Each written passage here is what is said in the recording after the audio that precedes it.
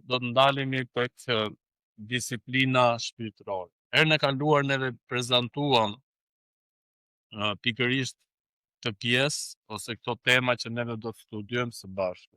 Është shumë e rëndësishme që ne të ushtrohemi edhe shpirtërisht. Po aq e rëndësishme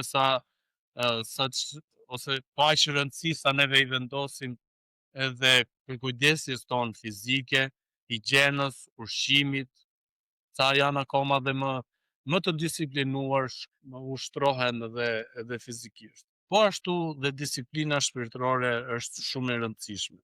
Neve sot do ndalemi tek lutja, që është goxha e rëndësishme. Disiplina shpirtërore do të thoja që është si një palestër shpirtërore për gjithë secilin prej nesh, që neve kemi nevojë dhe është e rëndësishme.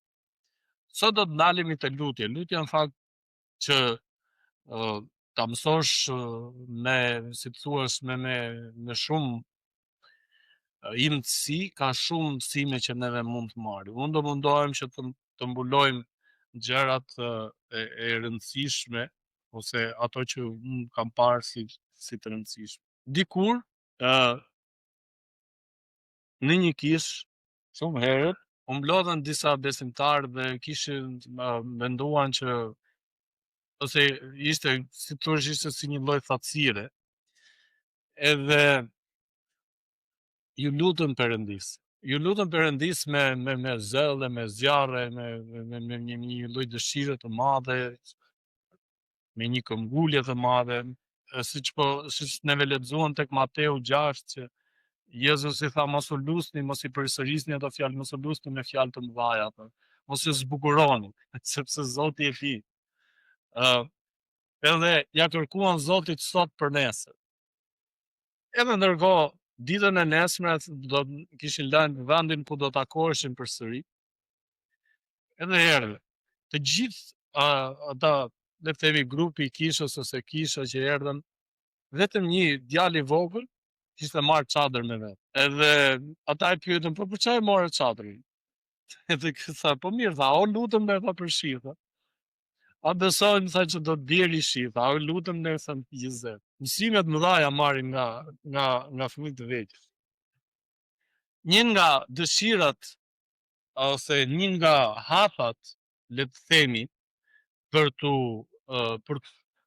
të lutur është një nga gjërat që duhet ta kemi parasysh është edhe besimi, që është kryesor. Besimi me gjithë zemrën. Gjithashtu mos dyshon. Do të shikojmë këto pak më vonë. Lutja është një ushtrim shpirtëror për t'u afruar me Perëndin dhe duke u bërë më i perëndishëm në karakter dhe në sjellje.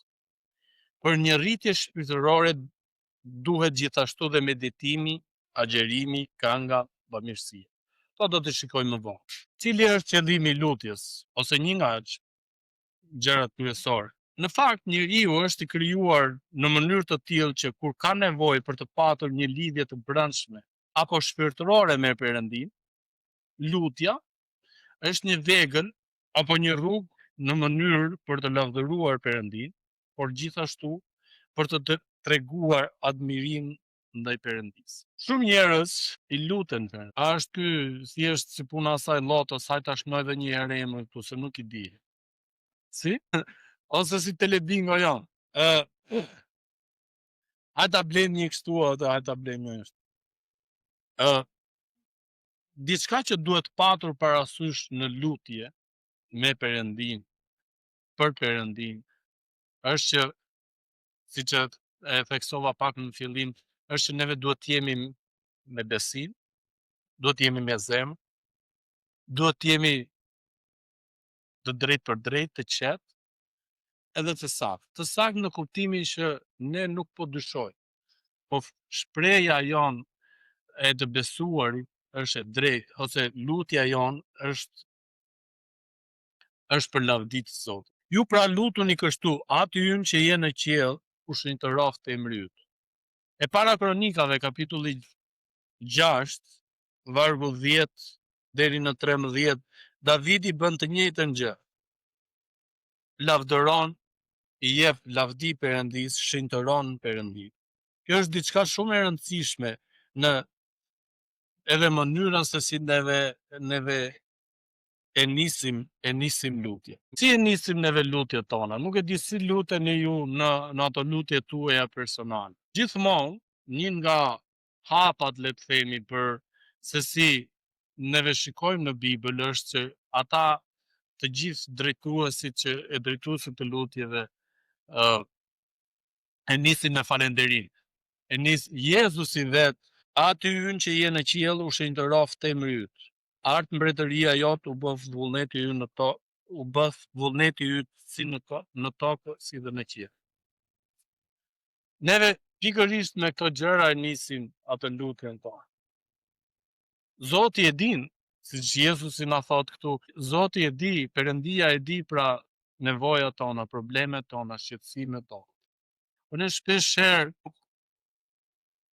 lutemi, ose edhe nuk e falenderojmë Perëndin. Një nga gjërat kryesore, ose një nga qëllimet kryesore të lutjes është që të falenderojmë Perëndin, që ta lavdërojmë Perëndin.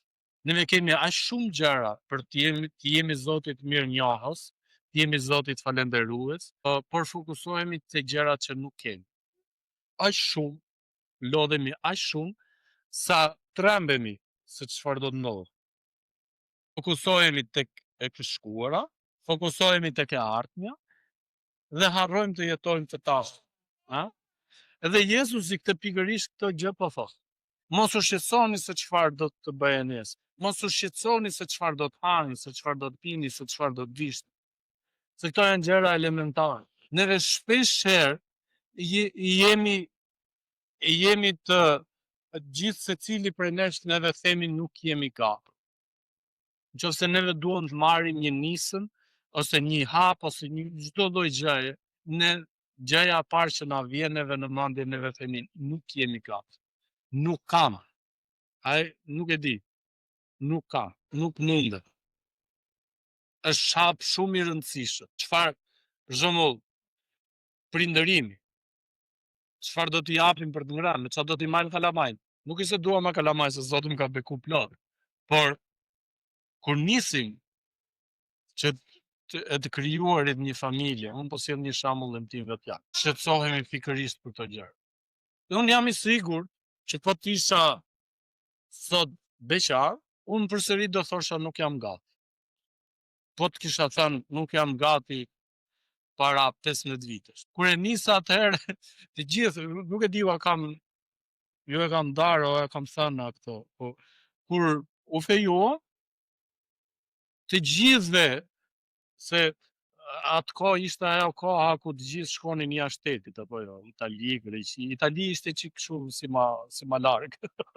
Greqia është çik si më kështu, si më arritshme.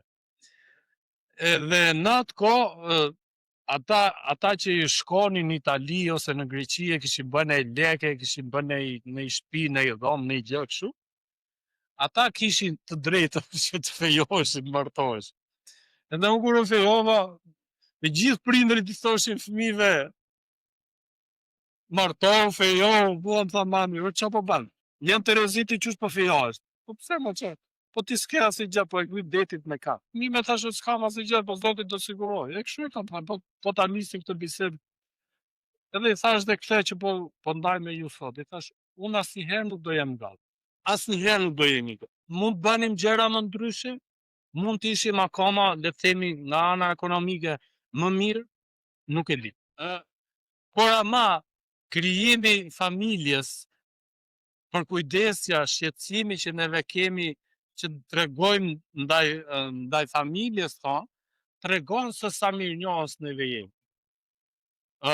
Ata që kanë bekimin të jenë prindër e të jenë me fëmijë, ata e kuptojnë sa do të thotë të ngrihesh 3 ose 4 herë natën, ti kontrollosh fëmijët. Janë zbuluar, po flen, janë të shqetësuar, apo kanë temperaturë që të duhen. Por asnjëherë nuk do të jemi gati. Edhe gjithmonë kur e nisim me këtë lloj dyshimi, pikërisht edhe me lutje, sepse Zoti këtë po përpiqet na thotë, kur neve i lutemi Perëndis, ne nuk do të jetë si puna e asaj letrës ta provojmë ndonjëherë kthej, se nuk i dihet. Ne duhet të jemi në 100%. Apostujt na mësojnë që lutja shërben për falënderim, për paqe, për paqe në mes të frikës, për të gjetur forcë dhe për shërbes, për të marrë vlerësi dhe për të lutur për të tjerë. Kto janë disa nga hapat që neve marrim parasysh ndërsa neve lutem. Për shembull, për falënderim, është një nga nismat kryesore ose një nga hapat kryesore që Perëndia neve na mëson. Ne duhet ta falenderojmë Perëndin. Ne duhet të jemi Zotit mirënjohës. Ja, më lejoni t'ju a ilustroj këtë. Imagjinoni sikur juve do të ndihmoni dikë. Nuk e asnjë lloj detyrimi, ëh. As i ke marrë lek borç, as je i punësuar, ku do diun, as nuk ka bërë ndonjë nder edhe ti nuk ja ke kthyer mbra, po të merr në telefon edhe thot, hajde më rregullo pak këtë. Ose hajde më bëj pak këtë. Edhe në fund masi ti ke bërë atë X shërbim, nuk të thot as faleminderit, po të shikon edhe më natë. Sukur e ke për detyrim që t'ja bësh, e ke për detyrë.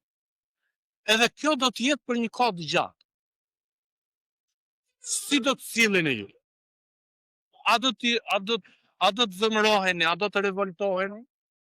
Sepse Zoti në fakt na thot, bëni mirë, ndihmoni, mos kërkoni mbrapsh. Por ama thot diçka tjetër interesant. Mos e hidhni atë çfarë është e shenjtë. Zoti e thot qende, është biblike. Pra, si do të ndiheshit? Edhe mund t'ju kem përdorur për një kohë të gjatë. Neve nuk ndihemi rahat kur dalim për kafe, pim kafe një herë, 2 herë, 3 herë, edhe që vetëm ti paguan. Nuk do t'i jesh rahat. Ti do thosh, ore, nuk i se kam problem për kaq lek, për 1000 lekë ose për 2000 lekë që harxhon për një kafe. Por ama, ku është mirënjohja? Ku është përpjekja që ti po kthe? Neve na ka ndodhur që edhe kemi ndihmuar dhe familjeve ndryshme nëpërmjet shërbesave tona këtu në Kish. Ka pas nga ata njerëz që kanë qenë shumë mirënjohës. E konsideroni dhe mendoni veten të privilegjuar. Jo të marrun. Nuk e di si do ndiheshit ju në ato momente, por kur je në Kish, të gjithë janë të përbashkët, të gjithë janë të njëjtë. Nuk mund të thuash ky është kështu e ky është ashtu. Zoti na mëson tek fjala e tij, tek Jakobi e gjejmë, që ne duhet ta trajtojmë edhe atë që është i pasur, edhe atë që është lyps. Një lloj. Në atë kohë kishte nga ata njerëz që në grupin, në kishën, kishte nga ata njerëz që shkonin të adhuronin së bashku, ishin të pasur. Kishte edhe nga ata njerëz që nuk ishin, madje edhe rrobat vinin nga. Edhe tek fjala e Perëndis mësojmë mos bëni përjashtime, thotë mos bëni dallime dhe mos e shtyni ato tutje. Ti hajde ulo këtej tek vendi mirë, ti atje në sepse. Prandaj nuk duhet ketë këtë lloj mënyre, nuk duhet ketë këtë lloj gjërash. I thash i solla të gjitha këto për të mësuar pikërisht këtë gjë që Zoti kur neve e parë, kur ne presim që kemi mirënjohje, kemi na thon faleminderit, kur ne presim që të ketë përpjekje nga njerëzit e tjerë që të na thon faleminderit, gjejmë një mënyrë për të kthyer, nuk është çështja materiale. Më kuptoni që të dash 5 më japësh 5, ose të dash 5.000 tatëri gjithë. Por është sjellja që neve kemi ose respekti që neve tregojmë ndaj person. Edhe ne nuk ndihemi rahat për këtë. Besoj që të gjithë jemi dakord këtu që nuk ndihemi rahat, nuk do pranonim neve që të leje punën tënde edhe të shkoje të ndihmoje dikë tjetër. Apo jo. Edhe këtë ta bëje në mënyrë të vazhdueshme. Edhe po të thënë asnjë faleminderit. Asnjëri prej nesh nuk do ta pranonte këtë gjë. Po kur ne shkojmë jemi në marrëdhënie me Perëndin, ne kemi këtë lloj privilegji, kemi marrëdhënie me Zotin nëpërmjet Krishtit. Edhe nuk e marrim mundimin që t'i themi Zotit faleminderit, po kalojmë direkt te kërkesa. E keni vënë re edhe fëmijët që janë fëmijë të vegjël, janë aq të zgjuar sa në fillim i marrin prindrit me butësi, me ledha, i thënë të puthin, të falenderojnë, je babi mirë, je mami mirë, edhe pastaj mami ose babi do më ndihmosh me këta, ose babi do më hapësh pak telefonin. Pra, kur neve shpenzojmë edhe i themi Zotit faleminderit, neve po tregojmë ose nuk po bëjmë asnjë gjë tjetër, thjesht po japim dhënin që Zoti meriton. Tek e para Thesalonikasve, kapitulli 5, vargjet 17 dhe 18 thot, Pali thot, lutuni pa pushim, lutuni vazhdimisht. Në gjithë shkato, në gjithë shka falenderoni, sepse i tillë është vullneti i Perëndis në Krishtin Jezus për ju. Falenderoni pa pushim. Sa e bëjmë neve? Edhe shpesh herë, ndonjëherë neve, nuk e di për ju, po unë personalisht them, lutu kot. Zoti ka heq vizën kësaj, ka vënë kryq të kuq. Nuk pranohet kjo lutje. Në fakt ajo çfarë po ndodh është që unë i kam vënë vetë kryq. Ase Zoti zgjedh që kur mos i përgjigjet asaj lutje. Për besimi dhe dyshimi ose nuk e di si mund ta them, energjia, puna që unë i vendosem për atë lutje, a është e mjaftueshme? Apo i fusim një publicitet si punë e lajmeve ose filmit, që në mes filmit i thot një 20 sekonda publicitetet. Edhe ne, sa për të fokusuar nga shqetësimet, nga puna jonë, i fusim një publicitet 20 sekondë si lutje Zot. Apo japim kohën që meriton dhe publiciteti dhe këto reklamat 20 sekondë që janë për shqetësimet dhe për problemet që ne. Neve i zhvendosim. Unë jam fajtori parë. Zoti na gjithashtu na udhëzon që ne të lutemi për paqe në kohë frike. Tek Filipianët, kapitulli 4, vargjet 6 dhe 7 thuhet, mos u shqetësoni për asgjë. Gjithë secili prej nesh sot ti s'jen të rrezik. Mos u shqetësoni për asgjë. A kemi ne këtë lloj mendësie në mendjen tonë, në marrëdhënien tonë me Zotin? Koha që neve shpenzojmë në lutje tregon, më falni që po e them këtë, po është dhe për veten time, tregon se sa të maturuar neve jemi në Zotin. Tregon gjithashtu çfarë disipline shpirtërore neve kemi. Dhe tregon gjithashtu se si ne po e ushqejmë shpirtin tonë. Pikërisht duke shpenzuar kohë, neve gjejmë forcë në lutje, pra gjejmë forcë. Efesianët kapitulli 3 vargjet 6 dhe 7 na thot që paganët të jenë bashkëtrashëgimtar dhe në një trup dhe bashkëpjesëtar në premtimin e tij në Krishtin nëpërmjet Ungjillit. Në benjes i të cilit u bëra sipas vontisë së hirit të Perëndisë që mu dha në saj të veprueshmërisë së fuqisë së tij.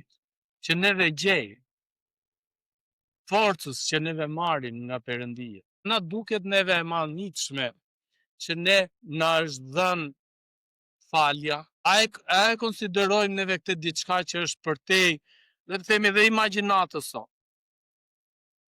Ne gjithashtu duhet lutemi për shërbesën, për të ndarë fjalën e Zotit, për ta ndarë atë me të tjerë, për të ndarë këtë lloj, të themi, ushqimi shpirtëror që neve kemi për të tjerë. Ju kujtohet 97-a një nga gjërat e këqija